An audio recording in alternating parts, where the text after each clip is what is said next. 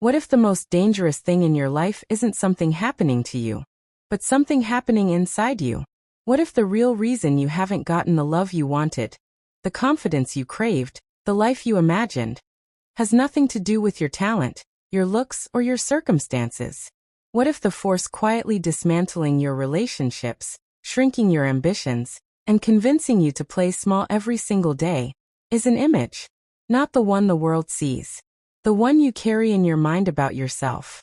Most people go their entire lives never questioning it. They blame their failures on bad luck, wrong timing, the wrong people. They try new habits, new appearances, new cities, new relationships. And nothing seems to hold. Because the one thing they never examined, the one thing sitting at the center of it all, is what they actually believe about who they are. There is a name for this force. And once you understand it, you will never be able to look at yourself, or your patterns, the same way again. It is called self-image. And it is not simply how you feel about your appearance on a bad morning. It is something far more powerful than that. It is the internal portrait your mind has painted of you. Over years, through experiences, through words spoken to you and about you, through rejection, silence, comparison, and pain. That portrait now lives in your subconscious. Quietly. Constantly.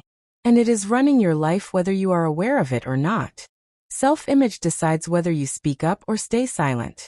Whether you walk away from something toxic or keep returning to it. Whether you believe compliments or deflect them. Whether you chase the opportunity or convince yourself you aren't ready. It is the invisible architect of almost every choice you make. By the end of this video, you will understand why certain patterns keep repeating themselves in your life. You will understand why the problem was never really discipline, ambition, or willpower. And you will begin to see that what you have been carrying, this picture of yourself as not enough, not worthy, not deserving, was never actually the truth. It was a story. And stories, no matter how long they have been told, can be rewritten. Stay until the end. Because what you are about to hear may be the most important thing you learn about yourself this year. If you have ever felt like your own mind was working against you, like something invisible keeps pulling you back every time you try to move forward, this channel was made for you. Take a moment to like this video and subscribe. Because every week, we go beneath the surface of human behavior to find the truth that changes everything. These videos are made for the people fighting battles nobody else can see. And you deserve to know you are not alone in this. Imagine a child who grows up in a house where love feels conditional, where approval must be earned, where mistakes are met with criticism louder than any praise. That child doesn't simply learn facts about the world. They learn something far more intimate. They learn what kind of person they are. They start to believe that they are too much, or not enough. That they need to shrink to be safe. That love is something you perform for, not something you receive just by existing. And here is what is so deeply painful about this. That child doesn't know they are forming a belief. They aren't sitting down and consciously deciding who they are. They are simply absorbing. The way a wound absorbs infection. Silently. Completely. Years later, that child becomes an adult. And they walk through the world carrying an identity that was never truly theirs. It was assembled from criticism, from absence, from moments of shame that never got resolved. It was stitched together from every time they were compared to someone else, and found wanting. Every time they reached for connection and received rejection instead. Every time they were told, directly or through silence, that they were somehow less. That is how a self-image forms. Not in a single dramatic moment, but in accumulation. Drop by drop. Experience by experience. Until a picture solidifies in the mind so completely that it starts to feel like reality. The tragedy is not that the picture was formed. Humans are meaning-making creatures. We cannot help but interpret our experiences. The tragedy is that most people never question the portrait. They assume it is accurate. They live inside it. And they organize their entire existence around confirming what it tells them, without ever once asking, is this actually true? Or did I simply believe it because the pain made it feel real? Here is where it becomes devastating. Because a poor self-image does not announce itself. It does not walk into your life and say, I am here to destroy your confidence. It is far more subtle than that. It speaks in whispers, in hesitation, In the 100 small ways you undermine yourself before the world even gets the chance to. It shows up the moment someone offers you a genuine compliment, and your body immediately searches for the catch. It shows up when you fall in love with someone and spend the entire relationship waiting for them to realize you are not what they thought. It shows up when an opportunity appears, a promotion, a creative project, a chance to be seen, and something in you quietly manufactures a reason to step back. That something is not laziness. It is not fear of success. It is loyalty. A brutal, unconscious loyalty to the identity you built in pain. The mind is deeply uncomfortable with contradiction. If your self-image says you are unworthy, and then something worthy happens to you, your psychology experiences tension. And to resolve that tension, it will sabotage the situation, not out of malice, but out of a desperate need for consistency.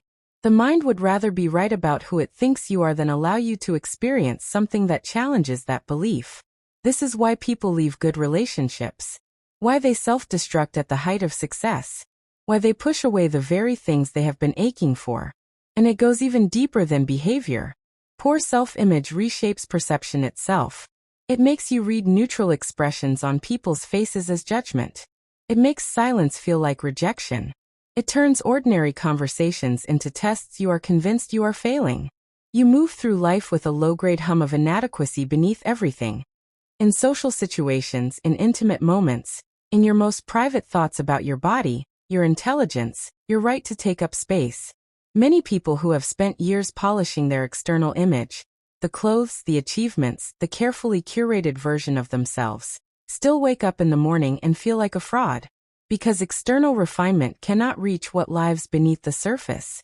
You can change everything the world sees and still feel, in the quiet of your own chest, that you are somehow fundamentally broken. That feeling is not the truth, but it is real, and it controls more than most people dare to admit. I want to pause here and ask you something deeply personal. Think about the age when you first started believing something negative about yourself. When did that voice begin? When did you first start feeling like you were not enough, not smart enough, not beautiful enough, not worthy of being fully loved? Go to the comments. Write it down. You don't have to explain it. Even one word. Even one age. Because sometimes naming the moment when the wound began is the first act of healing it. You are not alone in what you carry. And this space, these comments, are a place where your experience is understood. Here is the most important thing this video needs you to hear. The self-image you carry is not you. It is not the truth of who you are. It is a conclusion drawn by a version of you that was too young, too wounded, too overwhelmed to have any other interpretation available to them. When a child is criticized relentlessly, they do not think, "My parent is struggling and projecting their own pain." They think, "There must be something wrong with me." When a teenager is rejected by their peers, they do not think, "These people have their own social anxieties." They think, "I am not the kind of person who belongs." These are not facts. They are survival interpretations. Ways the mind makes sense of pain when no other framework exists yet. But here is what changes everything. Interpretations can be reinterpreted. The story your self-image tells about you was written under conditions of pain, limited perspective, and emotional survival. It was not written by truth. It was written by fear. And you, older, aware, capable of reflection, have the ability to examine that story, to hold it up to the light, to ask it the questions it has never been asked before. Is this true? Or did it just feel true because of who was telling me, and how much their words mattered to me at the time? This is not about toxic positivity. This is not about telling yourself affirmations in the mirror that your nervous system refuses to believe. Real identity transformation is quieter and more profound than that. It begins with noticing. Noticing when the old story activates. Noticing the moment the inner voice says, "You're not good enough for this." And instead of immediately agreeing, simply pausing. Observing it the way you would observe a weather pattern. Something that is happening, not something that is true.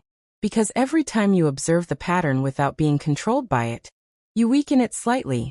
And every time you act in a way that contradicts the old story, every time you stay in the room instead of retreating, Every time you allow someone to love you instead of sabotaging it, every time you try despite the inner voice insisting you will fail, you are building a new portrait, brushstroke by brushstroke, experience by experience.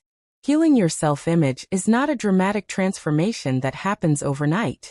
It is the daily, unglamorous, profoundly courageous act of choosing to see yourself differ. You are not broken. You are conditioned. And conditioning, unlike character, can change. There is a version of your life that does not begin with better circumstances. It does not begin with more talent, more beauty, more opportunity. It begins with a different picture. A picture of someone who is allowed to take up space.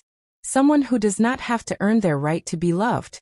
Someone whose value is not a performance, not an achievement, not a carefully constructed image, but something intrinsic. Something that was there before the world ever got the chance to tell them otherwise.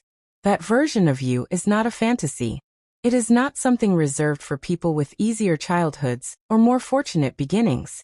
It is what remains when you strip away every conditioned belief that was never yours to carry in the first place. The quiet destruction that poor self-image causes is real. The relationships it has cost you. The opportunities it whispered you out of.